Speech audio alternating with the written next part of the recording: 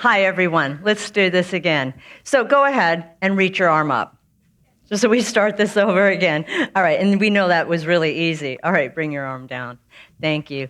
So the amount of biological computing power required to stabilize your spine, regulate your breath, and to fire the muscles necessary to actually hold your arm up against gravity is actually really staggering. So you are running the most sophisticated operating system in the world, our body-mind. And with that, we are now facing the, we find that we are looking for, I have to have my cheat sheet. Just bear with me a moment, okay? Thank you. All right, so you're running the most sophisticated operating system in the world, and it is about processing data all the time. That is what we're doing. So we find that we have mastered, right, artificial intelligence, and yet there's a paradox here. While we are upgrading our digital cloud, we are downgrading our biological reality. And so what that is doing is we are finding that the system, it can process, it can be in love, it has intuition, and it has complex movements. But we find ourselves competing against AI.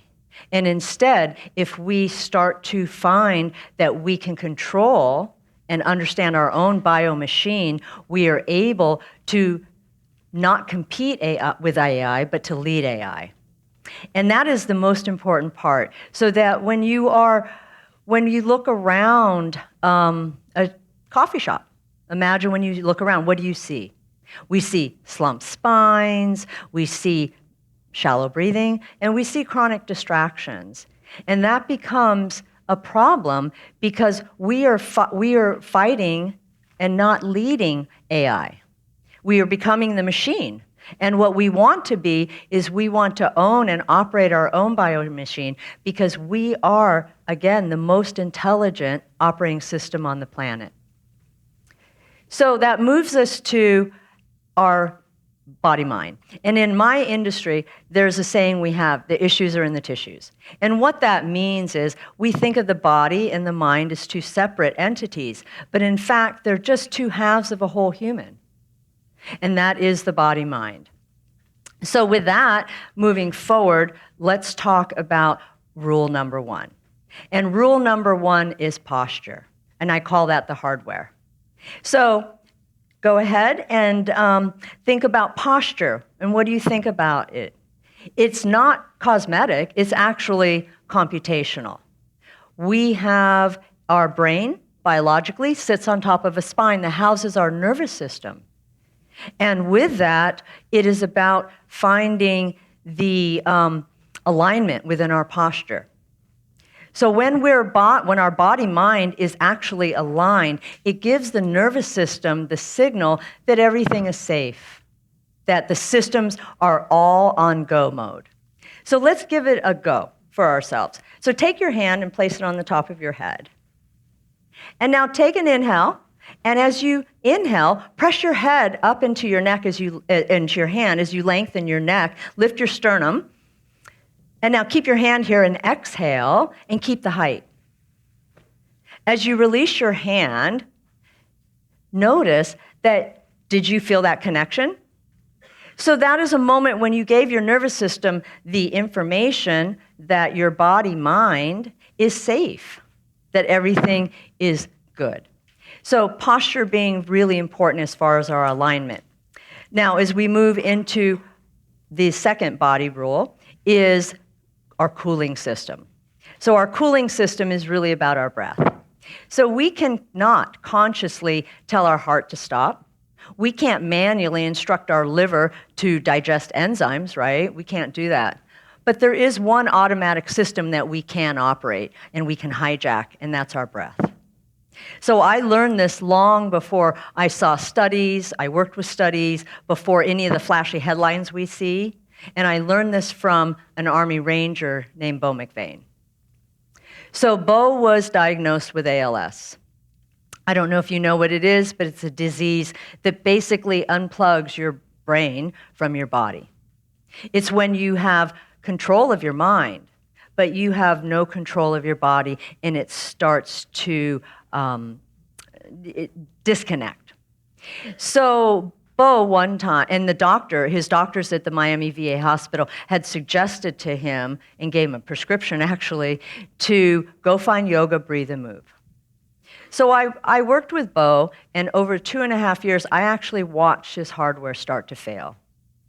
He lost the ability to drive, he lost the ability to really move, and then eventually to speak.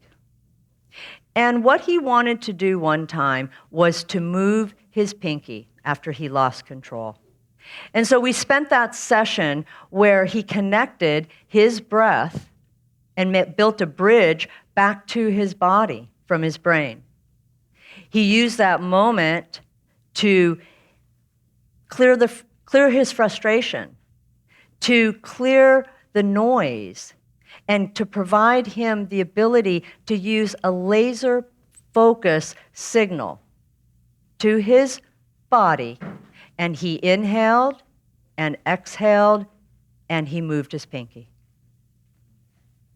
So ALS didn't cure, breath did not cure ALS, but what it did is it gave this man who lost control of his body total control of his mind. It allowed him to lift his spirits. He was able to remain the captain of his ship until the very end. So imagine, look at your life. If breath allowed this man who was dealing with ALS to have some semblance of control, imagine when you're facing a stressful deadline, when you might be facing a traffic jam. How do you respond? How do you react? Are you able to stay in control? And think about elite performers, athletes, monks, and even other rangers like Bo. They all start in the same place. They breathe first, and they think second.